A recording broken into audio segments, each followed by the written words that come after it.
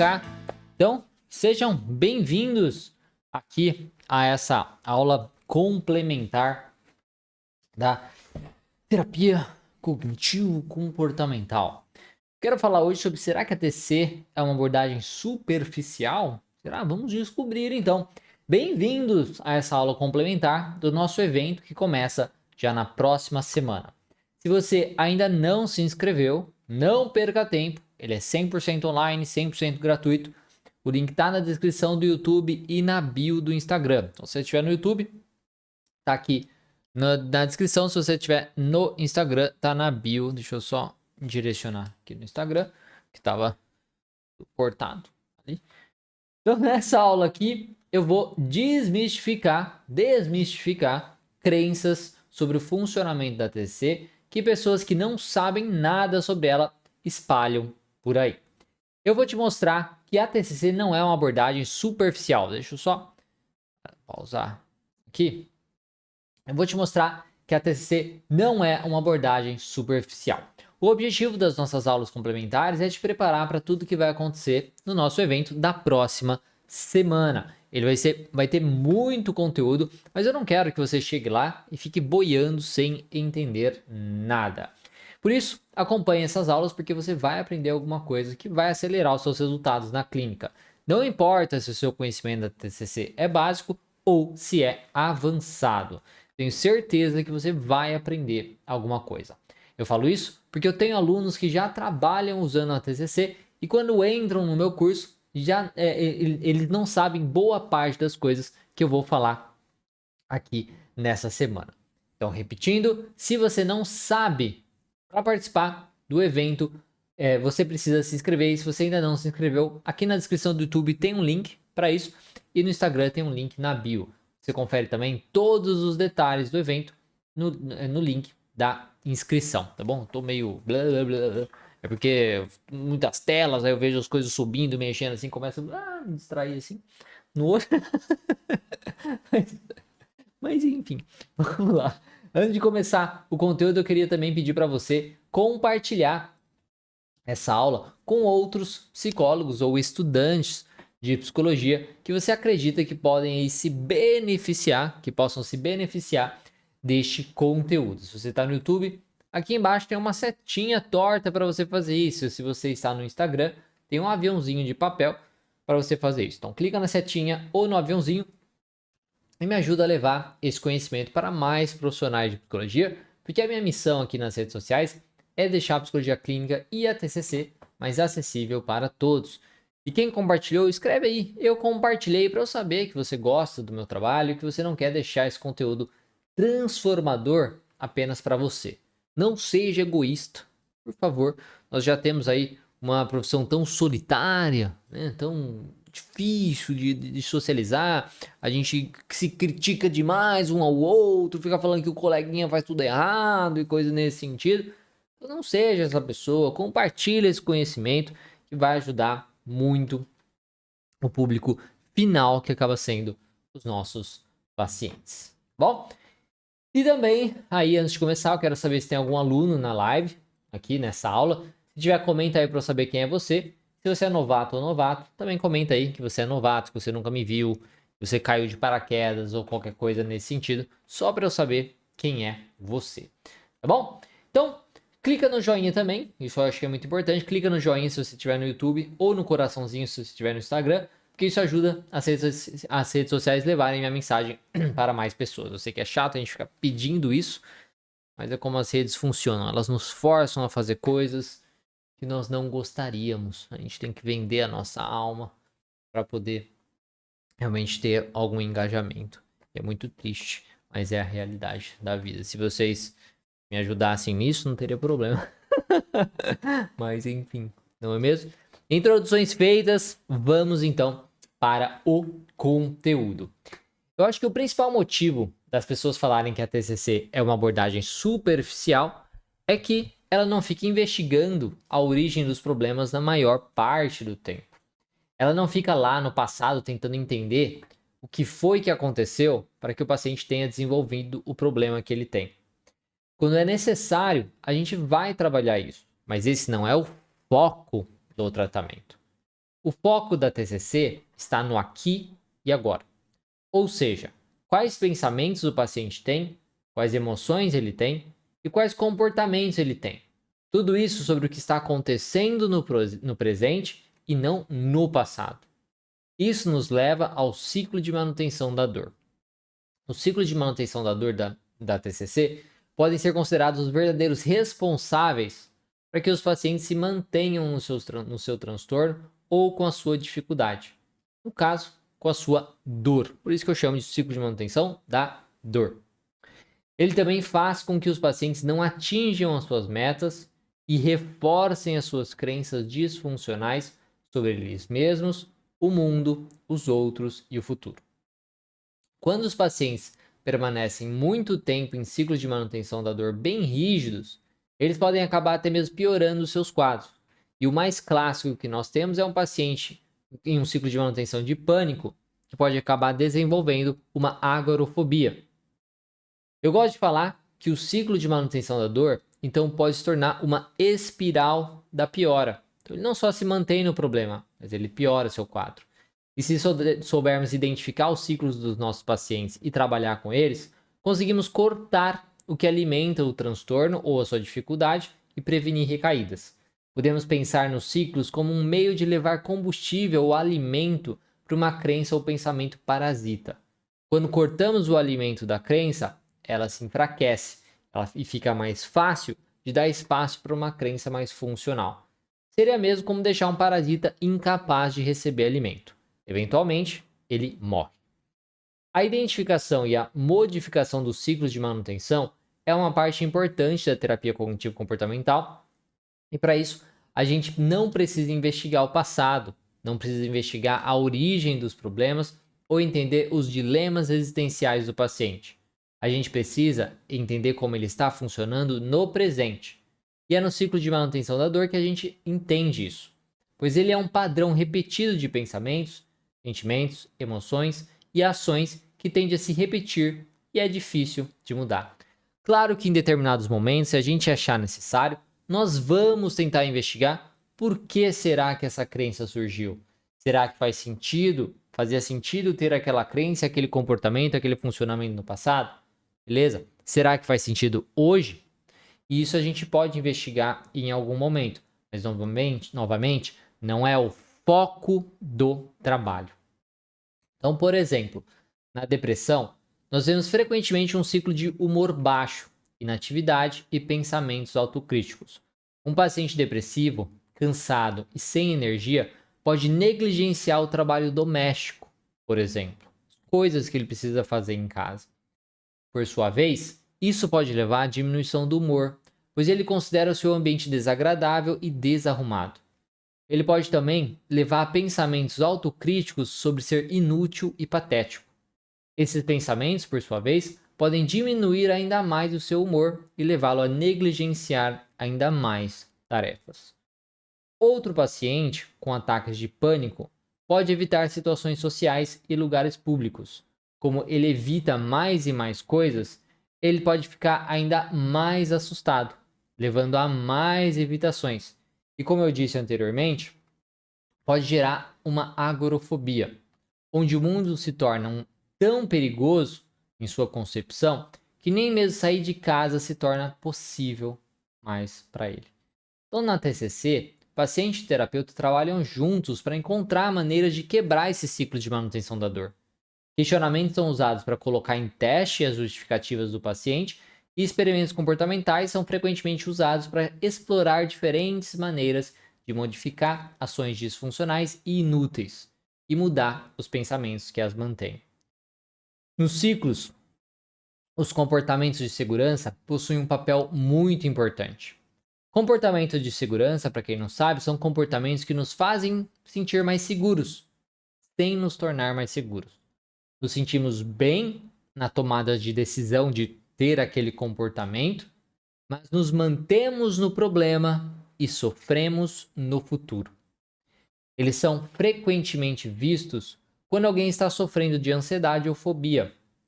Por exemplo, uma pessoa com medo de aranhas pode nunca entrar numa sala a menos que alguém tenha verificado a presença ou não de aranhas. Uma pessoa que fica ansiosa dentro de um carro pode manter um aperto firme na parte inferior do assento, para que aquilo funcione como uma segurança. Alguém com fobia social pode usar certas roupas para esconder possíveis sinais de ansiedade, enquanto alguém com ansiedade por saúde pode gastar muito tempo procurando sinais de uma possível doença. E com frequência, esses comportamentos de segurança resultam em um ciclo de manutenção, intensificando o medo que eles deveriam reduzir. Porque se eu evito uma situação que poderia testar minha ideia de que aquilo é terrível, eu, querendo ou não, mostro para mim mesmo, comprovo que aquilo realmente é terrível. O ciclo de manutenção básico da TCC é onde nós temos que eventos geram interpretações que causam reações emocionais, fisiológicas e comportamentais, e ele pode ser alterado ou interrompido fazendo alterações em qualquer parte do ciclo. Podemos alterar a nossa exposição a eventos que são gatilhos significativos, podemos mudar a maneira como pensamos ou mudar o que fazemos. E qualquer mudança que fazemos, aí terá impacto em todo o ciclo. Com seus pacientes, provavelmente há algo que ele está fazendo que ajuda a manter o seu ciclo de manutenção da dor funcionando. Se a gente pegar um paciente de dieta, por exemplo, ele pode ter dificuldade para cortar o seu ciclo de comer em excesso ou comer porcaria ao sempre se expor a comidas que ele não pode comer. Porque às vezes sua mãe faz bolo todo dia, porque ele sempre compra essas comidas e por aí vai. Ele pode também ter dificuldade de cortar o ciclo por ter um trabalho muito cansativo e sempre se convencer de que eu mereço ter momentos de prazer. E nesses dois casos, ele teria comportamentos de sair da dieta. E que na cabeça dele com desculpas muito válidas. Portanto, este comportamento pode gerar uma culpa e ativar a crença de ser incapaz. Incapaz de se controlar e de mudar. E essa crença, então, gera pensamentos relacionados que diminuem o humor do paciente. Com humor baixo, ele volta ao pensamento: eu mereço ter momentos de prazer. E voltar, então, a comer coisas que ele não deveria comer enquanto ele está de dieta. E assim vai. Se mantendo cada vez mais firme no seu ciclo de funcionamento, mantendo a sua dor e podendo piorar as coisas em uma espiral da piora. Podemos aprender a aplicar os freios e alterar alguns aspectos desse ciclo, aparentemente sempre repetitivos e de rotação permanente, a fim de pará-los ou fazer mudanças positivas para criar um ciclo mais útil, um ciclo de manutenção saudável. O que nós vamos buscar, então, são cortes nos ciclos de manutenção da dor que alimentam as crenças disfuncionais do paciente e o desenvolvimento de ciclos de manutenção saudáveis, que estimulam o surgimento e fortalecimento de crenças mais funcionais. Ao fazermos isso, o paciente mantém o seu progresso. O meio de fazer essas coisas é pelo processo básico da TCC: identificar os itens do ciclo de manutenção da dor e trabalhar com cada um que for possível ser trabalhado. No exemplo do paciente de dieta, podemos ajudá-lo a conversar com sua mãe para ela fazer menos guloseimas. Podemos ajudá-lo a comprar comidas mais saudáveis. Podemos trabalhar com seus pensamentos disfuncionais, com a sua regulação emocional e os seus comportamentos. Automaticamente, quando cortamos um ciclo de manutenção da dor, um novo ciclo de manutenção é formado, ou seja, um mais saudável. Assim, vamos estimular o uso desse novo ciclo. E desse modo, quando estamos buscando desenvolver um novo comportamento ou modo de pensar, e também quando já alcançamos isso e queremos mantê-los, podemos fazer perguntas para o paciente muito simples. O que você precisa continuar fazendo para continuar seguindo o seu ciclo saudável? O que você precisa fazer mais ou começar a fazer? O que você pode fazer menos ou parar de fazer? Como você pode se manter pensando de maneira diferente? O que o lembrará de continuar praticando o seu novo ciclo de manutenção saudável? só para a gente encerrar essa parte do ciclo, basicamente, nós precisamos identificar o ciclo de funcionamento do paciente, como ele está se mantendo no problema, precisamos cortar esse ciclo aonde a gente consegue. Será que eu posso ativar, modificar a situação, a exposição, o ambiente? Será que eu posso modificar os pensamentos que eu tenho a respeito disso? Será que eu posso modificar a sua reação emocional ou o seu comportamento, principalmente aí o comportamento de segurança? Então, identificar tudo isso é muito importante. Eu quero falar agora sobre alguns ciclos que nós podemos encontrar em alguns comportamentos disfuncionais e transtornos mais conhecidos. Quando nós falamos de comportamentos agressivos, a emoção que normalmente associamos a eles é a raiva. Nesse sentido, a raiva se apresenta normalmente em situações onde temos um senso de injustiça, ou quando alguma regra nossa foi quebrada. Ao mesmo tempo, comportamentos agressivos podem se apresentar por conta de crenças disfuncionais, como as relações interpessoais, de como as relações interpessoais funcionam. Usando isso como base, podemos identificar erros cognitivos imperativos, como isso não deveria ser assim, isso não está certo, ela deveria ter feito isso ou aquilo. Além disso, notamos algumas suposições, como se eu não falar de maneira agressiva, as pessoas não fazem o que eu quero.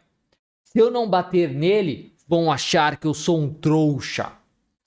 Então, quando pensamos em algum possível ciclo de manutenção da raiva, podemos pensar em um ciclo que tenta manter essas regras intactas, ou as crenças protegidas. Ou seja, para não sofrer internamente, para não demonstrar para mim mesmo que tudo que eu penso sobre o mundo, sobre os outros e sobre mim talvez esteja equivocado, como um mecanismo de defesa, a raiva aparece e como somos facilmente levados a nos comportarmos de maneira agressiva. Um exemplo disso seria o paciente pensar se sentindo traído pelo seu parceiro. Como a traição traz em muitas pessoas a ideia de estar sendo passado para trás, de estar sendo trouxa. Um possível pensamento automático poderia ser: não posso ser feito de trouxa, que aí é até uma regra. Dessa maneira, é bem provável que esse pensamento, que aparece no ciclo da pessoa raivosa, seja já uma regra autoimposta para que ela funcione bem no mundo. Portanto, esse pensamento de não poder acontecer isso ou aquilo gera uma emoção de raiva e um possível comportamento. Nesse caso, pode ser de dar um soco na cara de quem cometeu a suposta traição ou na cara do amante. Quando isso acontece e há alguma forma de vitória, seja na manutenção da honra, seja o outro cair no chão desacordado, o pensamento seguinte pode ajudar no reforçamento do seu ciclo. Nesse caso, o pensamento possível poderia ser: agora as pessoas vão me respeitar. Esse tipo de pensamento traz uma satisfação ao paciente raivoso e reforça seu pensamento inicial de que ele não pode ser feito de trouxa e, por conta disso, precisa agir dando soco na cara dos outros. Com isso, as chances dele repetir os seus pensamentos, a sua raiva e o seu comportamento em uma situação futura parecida aumentam significativamente. É provável que você conheça ou tenha conhecido no passado alguém assim, que até mesmo você seja assim ou tenha um paciente assim. Depois me fala se faz sentido para você, deixa aí nos comentários para a gente poder falar um pouquinho sobre isso depois. Continuando com outro exemplo de uma pessoa presa no ciclo de manutenção da raiva, podemos imaginar um pai que quer que seu filho guarde um brinquedo que está no chão da sala. Eu mesmo passo por isso com o meu filho, mas eu não acabo não sentindo raiva porque eu entendo o funcionamento dele e já tá tudo certo. Tá bom? Mas quando o filho não realiza o que o pai quer rapidamente, alguma crença aí pode ser ativada. Assim, a crença de que o filho precisa ou tem que respeitar o pai pode aparecer através de um pensamento automático. Diante disso, com esse pensamento, a raiva aparece e já podemos imaginar que o comportamento disfuncional vem logo em seguida. Nesse caso, o pai pode gritar e ameaçar o filho com algumas palmadas ou uma cintada. A probabilidade disso funcionar algumas vezes é grande, visto que o filho pequeno é um ser bem menor que o pai e dificilmente tem uma tolerância significativa à dor física. Suponhamos então que o filho faça o que o pai quer. Com isso, conseguindo o que ele queria, esse pai vai reforçar todo o seu sistema de crenças e regras. Ele pode pensar: ele vai aprender a me respeitar. E isso gerará uma satisfação naquele momento e reforçará todo o seu ciclo de manutenção da raiva. Esses são apenas alguns exemplos que nós podemos encontrar em pessoas que se pegam nesse ciclo terrível de funcionamento. Terrível porque atrapalha os seus relacionamentos, as suas funções e a sua saúde mental. Muitas vezes até a saúde física, aumentando o nível de estresse consideravelmente e até mesmo se machucando em um ataque raivoso. Nesse caso, esse tipo de ciclo ajuda a manter as regras do sujeito e as suas crenças disfuncionais. Em sua concepção, ele conseguiu o que ele queria por conta da sua agressividade. Logo, este comportamento funciona. Aqui não é de como se fosse funciona, é no sentido de reforçar. Até que é assim funciona. Mas enfim. Você pode ver que a conclusão desses comportamentos funciona como um reforçador. Quando falamos dos ciclos de ansiedade, tem dois que eu acho bacana falar. O primeiro é o da ansiedade de maneira geral. Ele pode ser apresentado da seguinte forma. Tá? Então, evento temido, alguma coisa negativa acontece. Por exemplo, tem um evento social para ir. Isso gera uma catastrofização mais uma incapacidade de lidar. Esse evento vai ser terrível, vai ser muito difícil ali, vai ser estar cheio de pessoas, vai ser uma coisa muito difícil e eu não vou conseguir lidar. Evento temido, catastrofização, mais incapacidade de lidar. Isso gera ansiedade. Essa ansiedade leva a uma evitação. Eu não vou então nesse evento social. Ao evitar, isso dá uma tranquilidade por ter evitado. E um pensamento reforçador. Eu fiz o certo. Se eu tivesse ido, eu teria ficado muito ansioso. Eu teria sofrido. As pessoas iriam perceber isso e eu ia acabar fazendo com que as pessoas se afastassem de mim. Isso reforça o seu pensamento disfuncional inicial e aumentam as chances de ter ansiedade e evitação perante o mesmo evento, porque comprova que aquele evento realmente é terrível. Esse é um ciclo da ansiedade. Outro é quando acontece o evento temido, nós temos uma catastrofização mais uma incapacidade de lidar, que isso é a fórmula da ansiedade, gera uma ansiedade, só que aí gera um enfrentamento ruim através de comportamento de segurança. Isso dá mais ansiedade, pensamento reforçador e reforça seu pensamento disfuncional inicial e aumentam as chances de ter ansiedade e evitação perante o mesmo evento. Exemplo disso, novamente na ansiedade social, nós podemos ter alguém que não quer fazer uma apresentação na faculdade. Pensa na apresentação, ai meu Deus do céu, isso vai ser terrível, vai ser catastrófico, vou tirar uma nota ruim, não vou dar conta desse evento.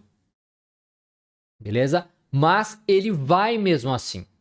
Só que ao enfrentar o evento, ele não simplesmente foca ali no que ele tem que focar, na apresentação, nos sinais positivos ou neutros daquela situação como um todo. Ele foca no negativo. Ele foca nas pessoas que estão desinteressadas. E pensa, oh meu Deus do céu, estou entediando as pessoas. Ele foca no seu coração bater mais forte, ele pensa, estou ficando muito ansioso. Vão perceber a minha ansiedade. Vou começar a suar ou coisa nesse sentido. Então ele enfrenta a situação, mas de uma maneira disfuncional. Com isso, ele acaba então reforçando a ideia. Tá vendo? Eu não deveria ter ido. Eu não deveria ter feito essa apresentação. Isso é bacana, por quê? De falar, né? Porque é por conta disso que aqueles pacientes chegam e falam assim, não, mas eu já enfrentei um monte de coisa que eu tive medo e nunca superei. Por que isso acontece? Porque ele enfrentou de um jeito bosta. Porque ele enfrentou de um jeito focando nos sinais negativos. O foco da atenção, enquanto a pessoa enfrenta as situações, é de extrema importância. E reconhecer isso é o seu papel e você precisa ajudar o paciente nesse processo. Importante falar que esse pensamento de incapacidade de lidar é de incapacidade de lidar com o evento ou com as consequências do evento. Porque vai fazer esse evento, vai dar bosta e vai me trazer uma consequência ruim no futuro. Depois do ciclo de ansiedade geral, podemos ter o ciclo do pânico, que mantém o paciente no transtorno de pânico.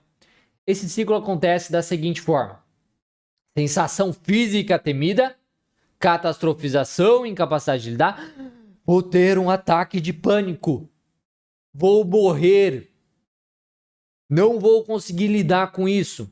Morrer ninguém vai conseguir lidar, mas enfim. Ansiedade, enfrentamento ruim ou evitação do que está gerando a sensação física. Vou parar de fazer atividade física. Não vou evitar essa situação. Isso reforça a ansiedade ou diminui a da sua sensação física ou dá uma menor ansiedade. Tá? Então, ele aumenta a sua ansiedade se ele enfrenta de uma maneira ruim essa situação, ou diminui a sua sensação física, gerando aí uma menor ansiedade. Só que aí gera um pensamento reforçador. Eu fiz o que era certo, por isso que a minha ansiedade diminuiu. Se eu não tivesse evitado essa situação, eu teria morrido. Ou as pessoas teriam percebido minha ansiedade, coisas nesse sentido. Isso aumenta a chance de ter ansiedade e evitação perante o mesmo evento futuro. Por último, nessa aula aqui nessa parte de ciclo de manutenção da dor, quero falar sobre alguns ciclos que podemos encontrar também na depressão. Primeira coisa é o pensamento negativo automático. Ou seja, esse ciclo serve para demonstrar como o viés negativo generalizado na depressão pode manter o paciente no seu humor deprimido e com cada vez mais pensamentos negativos. Conhecendo a terapia cognitivo-comportamental, você sabe que dentro do modelo cognitivo, os nossos pensamentos automáticos geram nossa resposta emocional. Ao mesmo tempo, a nossa interpretação da nossa resposta emocional pode gerar ainda mais pensamentos automáticos disfuncionais. Quando nós trazemos isso para a depressão, os pensamentos negativos que o sujeito possui sobre tudo o que está acontecendo com ele e com as coisas ao seu redor podem gerar um humor deprimido significativo. A partir disso, com esse humor deprimido, mais interpretações negativas acontecem, utilizando como base justamente esse humor negativo. Assim, pode acontecer do indivíduo depressivo ter pensamentos como: nossa, eu nunca vou melhorar. Se eu estou tão triste assim, deve ser porque sou uma péssima pessoa. Em geral, esses pensamentos negativos, em resposta, pioram o humor do indivíduo, que estimula ainda mais pensamentos negativos e assim se forma um primeiro possível ciclo de manutenção depressivo. Outro ciclo que podemos encontrar em pacientes deprimidos é quando um excesso de ruminação e autoataque depois de um evento específico. Ou seja, quando algo de ruim acontece, a pessoa deprimida não deixa de lado o evento negativo, mas repete na sua cabeça todo o evento, ruminando tudo o que de ruim aconteceu, tentando descobrir como ou por que isso aconteceu, o que ela deveria ter feito de maneira diferente, o que deu errado e todas as possíveis perguntas que você pode imaginar para se colocar para baixo e se responsabilizar de maneira exagerada pelo que aconteceu. Portanto, essa ruminação sobre eventos recentes ou memórias de um passado distante podem ser observados como parte importantíssima desse ciclo. Essa ruminação gera um humor deprimido ainda pior, que aumenta a ruminação e a autocrítica do indivíduo, pois ele acaba criticando constantemente a si mesmo pelo que deu errado ou por quem é como pessoa. Então, nos ciclos depressivos podemos encontrar muito isso, as interpretações que o paciente tem a respeito dele mesmo. Podemos encontrar até mesmo a depressão sobre depressão, o que ele pensa sobre ser uma pessoa depressiva. Isso só reforçar o seu ciclo. Então, o pensamento que o paciente tem sobre qualquer parte da depressão reforça. Outro exemplo é quando o paciente costuma evitar ter comportamentos mais funcionais, que são benéficos para ele, e quando ele evita esses comportamentos, isso reforça alguma coisa negativa. Como eu dei no exemplo de um paciente que evita fazer situações domésticas por estar depressivo. Quando ele faz isso, ele evita ter um senso de conquista, um senso de realização, de perceber que ele é capaz de lidar com isso, que ele é uma pessoa que tem controle sobre algumas coisas. Por conta disso, ele então se deprime, porque, poxa, eu não consegui fazer as minhas atividades. Eu não consegui fazer o que eu deveria fazer. Então, ele se mantém mais depressivo, com o humor bem para baixo, e isso diminui a chance dele colocar aquilo em prática novamente. Então, basicamente, o paciente depressivo, ele se envolve também em comportamentos que mantêm ele no problema. Ele evita muitas situações que, na verdade, mostrariam para ele que não é bem assim. São situações que mostrariam para ele que as pessoas gostam dele. Situações que mostrariam para ele que ele é capaz de fazer algumas coisas. Isso acaba mantendo ele cada vez mais no seu problema. Então, isso é importante. Convido aí vocês até de comentar sobre isso, o que vocês pensam sobre isso, vocês já conheciam, já ouviram falar sobre o ciclo de manutenção da dor e esses exemplos, né? Como o paciente ansioso, como o paciente depressivo, eles acabam tendo comportamentos que na cabeça deles são benéficos. Poxa, se eu evito me socializar enquanto eu estou depressivo, eu evito que as pessoas percebam que eu sou um fracassado, eu evito que as pessoas percebam que eu sou um bosta ou qualquer coisa nesse sentido. Só que na realidade, o que eu estou evitando é ter momentos mais saudáveis, mais legais com as outras pessoas. É ter momentos que demonstrem que as pessoas gostam de mim e que eu não sou esse inútil que eu penso ser. E é isso que mantém a pessoa no problema. Tá? Então, isso a gente precisa estar atento com os mais variados pacientes. Isso não é só com os pacientes com raiva, que eu dei de exemplo, com os pacientes ansiosos ou os pacientes depressivos. Isso é com todos os pacientes. Tudo isso que eu falei são possíveis ciclos de manutenção da dor que os seus pacientes podem se envolver. É bom falar que esses exemplos, aí que são exemplos, e há infinitos ciclos que você precisa ver com o seu paciente qual o ciclo dele. Eu peço para você refletir sobre tudo que eu falei, que você incorpore tudo isso. E qualquer coisa você pode ali mandar pra gente lá no Instagram do evento, tá bom? Manda lá pra gente no Instagram do evento qual for a sua conclusão sobre isso. Bom, eu acho que com tanto exemplo da parte teórica da TCC mostrando como nós vemos o funcionamento dos indivíduos, já deu para perceber que ela não é nem um pouco superficial. Ela só tem um foco diferente de outras abordagens mais tradicionais. Agora eu vou falar sobre a teoria do tratamento na parte prática da TCC. Então a TCC, como o próprio nome já diz, ela trabalha com a cognição e o comportamento do indivíduo. O foco do nosso trabalho é em ajudar o paciente a lidar melhor com seus pensamentos funcionais e desenvolver comportamentos mais funcionais que tirem ele de seus ciclos de manutenção e ajudem no desenvolvimento de pensamentos mais funcionais, formando assim um ciclo de manutenção mais positivo. Pode falar de ciclos mais saudável. E o que nós fazemos e como nós fazemos isso? Antes, nós trabalhávamos com dois pilares importantes: a reestruturação cognitiva e a resolução de problemas. Hoje, além desses dois pilares, nós trabalhamos também com a aceitação. E eu vou falar agora sobre cada um desses pilares. Na reestruturação cognitiva, se busca reestruturar a maneira como o cliente, como o paciente, lida com seus pensamentos automáticos disfuncionais.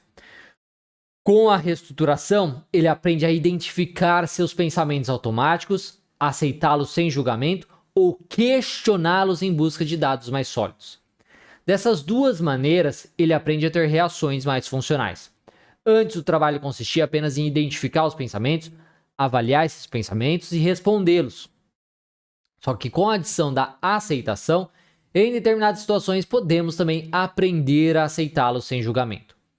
Eu gosto de exemplificar a reestruturação cognitiva como se fosse uma reforma intensa na sua casa. Como eu já falei na aula sobre as crenças, nós desenvolvemos estruturas muito fortes durante todo o nosso desenvolvimento. Essas estruturas ou crenças sobre nós mesmos, o mundo e o futuro ficam ali dando todo o suporte para o nosso funcionamento diário. A ideia da reestruturação é então ir quebrando parede por parede, pensamento disfuncional por pensamento disfuncional, que não pertence mais na sua vida, que não combina com a casa que você quer ter ou precisa ter agora. Quando fazemos isso, começamos a chegar nas crenças que nos suportam. E com todo o cuidado do mundo, desenvolvemos outro suporte, uma outra base para que nossa casa se sustente. Com o tempo, o suporte anterior não é mais tão necessário e pode ser até mesmo removido. Não sei se ficou confuso falar dessa maneira, mas basicamente, com a reestruturação cognitiva, nós buscamos reestruturar, como o nome mesmo já diz, a nossa cognição. Reestruturar a maneira que interpretamos os eventos e assim diminuir a nossa resposta disfuncional a esses eventos.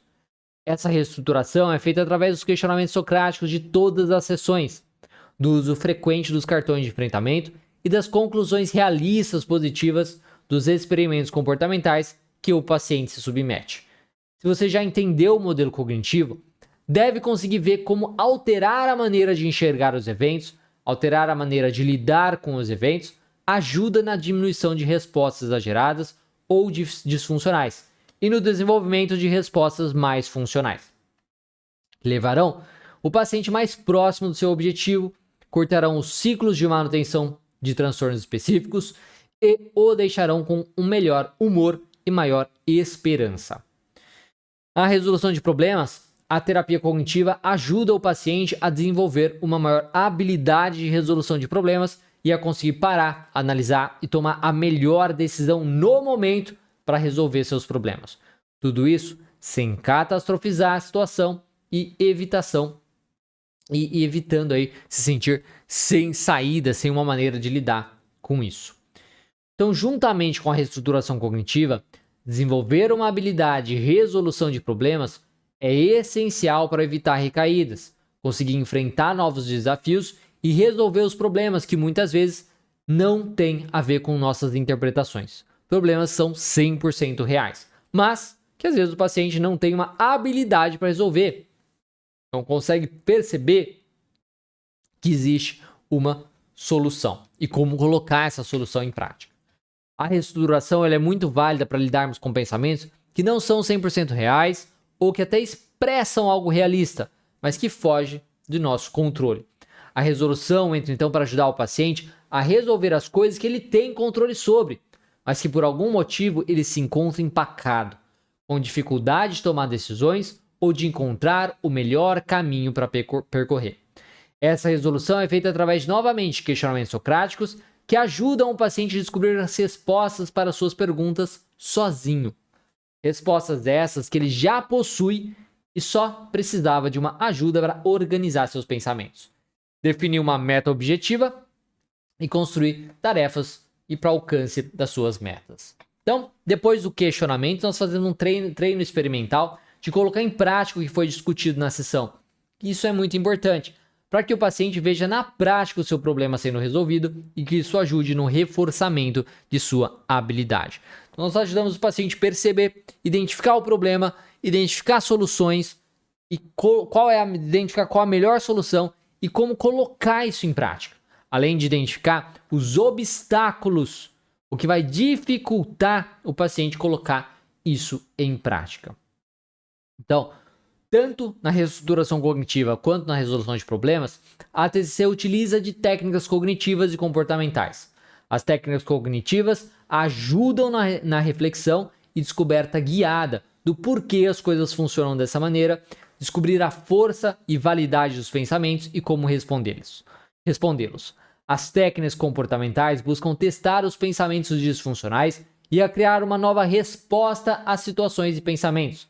Com isso, elas ajudam também na reestruturação cognitiva, já que ajuda a comprovar ou desprovar pensamentos automáticos do paciente.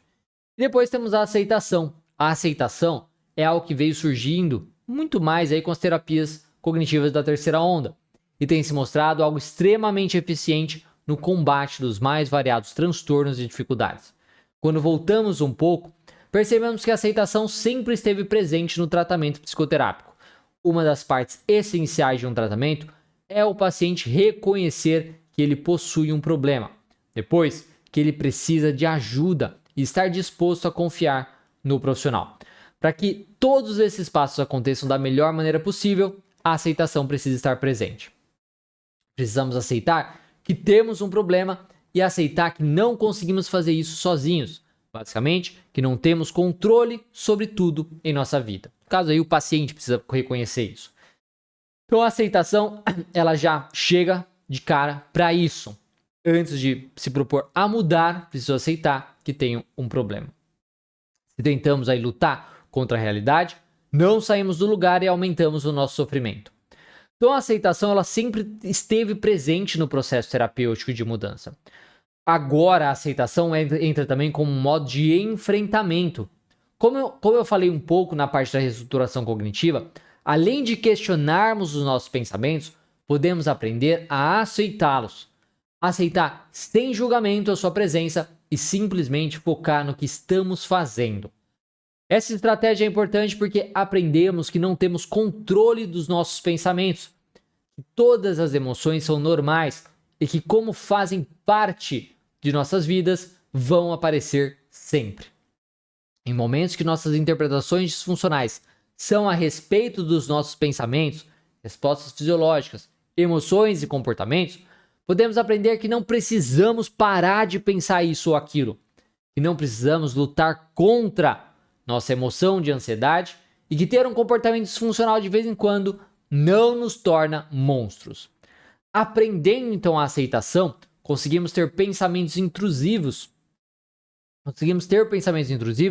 e deixar que eles passem sem grande sofrimento. Conseguimos sentir a ansiedade e não nos desesperarmos, impedindo que ela se intensifique, e aceitamos também nossas falhas e o que não temos controle sobre. Tá? Então, basicamente, esses são os 3 pilares, de certa forma, da terapia cognitivo-comportamental.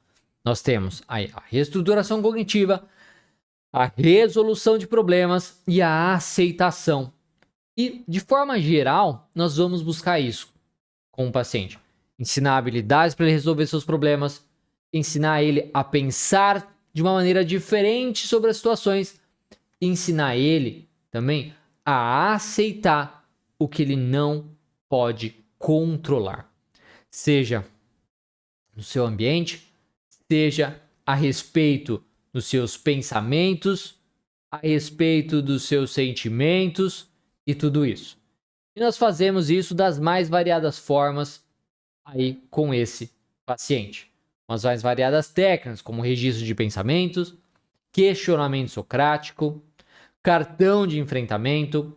Tem também a resolução de problemas que nós temos, que é uma tabelinha, né, que a gente pode fazer junto com o paciente e tudo mais. Então, existem várias formas que a gente pode fazer para usar. E aí que entra as mais variadas técnicas e estratégias da TCC que as pessoas buscam assim incansavelmente, como se fosse a solução assim para tudo. Só que não é assim que funciona. A gente precisa entender tudo antes. Entender a base, que é o que eu estou tentando mostrar para vocês aqui. Então, já deu para ver que a TCC busca entender o funcionamento do ser humano em cima de um modelo cognitivo, em cima de um ciclo de manutenção, entendendo que ele mantém o seu problema, que é o próprio paciente que mantém ele no seu problema e sofrendo muito. Depois disso, nós vamos tentar identificar onde nós vamos trabalhar e o que nós vamos fazer com isso. Será que eu preciso questionar os seus pensamentos ali de cara? Será que eu preciso buscar ensinar ele a resolver os seus problemas? No exemplo do paciente de dieta, é isso, resolver o seu problema. Estimular ele a comprar comidas mais saudáveis. Isso envolve uma resolução de problemas. Ajudar o paciente a entender, a aceitar que tá tudo bem se sentir triste, que ele não precisa comer um monte de coisa só porque ele tá triste. Não precisa nada disso. Tá? Então, isso é muito importante. A gente precisa aprender o funcionamento do sujeito e como trabalhar com ele. Eu quero aproveitar também para avisar que eu ensino todas essas coisas de forma muito mais detalhada e mais prática também na minha pós-graduação de terapia cognitiva. Você que gostaria de fazer uma pós-graduação em TCC e ter o título de especialista reconhecido pelo MEC, fica atento porque no final do evento da próxima semana eu vou começar a divulgar informações sobre a próxima turma da pós-graduação. É uma pós 100% reconhecida pelo MEC e que fornece, não sei nem como ser 50% reconhecido, né? Mas enfim, é assim que a gente fala. 100% reconhecida pelo MEC e que fornece título de especialista em TCC. Só fique atento, porque nós temos número limitado de vagas devido ao tamanho da minha equipe. E na última turma, as vagas terminaram antes mesmo do que a gente esperava. Então, em menos de 3 dias, as vagas já estavam esgotadas e várias pessoas acabaram ficando de fora. Eu agora queria saber de vocês o que vocês acharam dessa aula e queria que você comentasse aqui, em uma palavra, o significado que essa live, que essa aula teve para você. Coloca aí no chat, nos comentários, enquanto eu bebo uma água e vamos ver o que vocês acharam, tá? Então, ao longo aí dos próximos dias, eu vou trazer ainda mais conhecimento importante sobre a TCC. Algumas coisas que eu vou ensinar, eu tenho certeza que você não aprendeu em nenhum lugar, nem na faculdade, nem com outros gurus de TCC na internet, ou até mesmo em congresso de TCC, se já foi. O único detalhe é que eu só posso te ensinar essas coisas se você estiver comigo aqui na aula. Então, ainda tem muita coisa pela frente e o conteúdo mais importante e relevante eu vou te ensinar no evento da próxima semana, tá? Então, se você não se inscreveu ainda, tem um link aqui embaixo no YouTube, na descrição. E no Instagram tem um link na bio para você se inscrever e participar do evento. Então, clica aí e se inscreve agora mesmo. Bom, a Gabriela colocou aqui esclarecedora. Bom, fico muito feliz. Aí fico muito contente. Que depois o pessoal aqui já não... Então é isso aí, só a Gabriela mesmo. Teve alguma coisa para falar sobre essa aula. Fico triste, mas enfim. Fico feliz pela Gabriela. Muito bom, Gabriela. Fico muito feliz por você. Tá bom? Bom, pessoal, é isso. Espero que tenha sido útil esse conteúdo. Que você não esqueça de se inscrever no evento. Lembrando que vai ser um evento bem aprofundado de TCC que você não vai querer perder se você é uma pessoa que não se engana.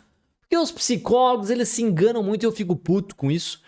Fico putaço com isso, né? O psicólogo diz pra caramba, não, porque eu gosto de estudar. Eu gosto de estudar, eu gosto de estudar, psicologia, terapia baseada em evidências, eu gosto de evidência. Aí eu posto, eu só um desabafo. Os meus conteúdos que a pessoa menos vê é o conteúdo que é baseado em evidência. É o que fala de artigo científico. De novidade de artigo científico que você pode usar na clínica. Você assiste ou não assiste? E aí você vai falar pra mim que gosta dessas coisas. Para de se enganar. Ou você para de se enganar, ou você para de agir como você fala que você gosta de agir. Tá? Então, pelo amor de Deus, se inscreve no evento e participe do evento. E é isso aí. Uma boa noite para todos. Espero ter sido útil essa aula.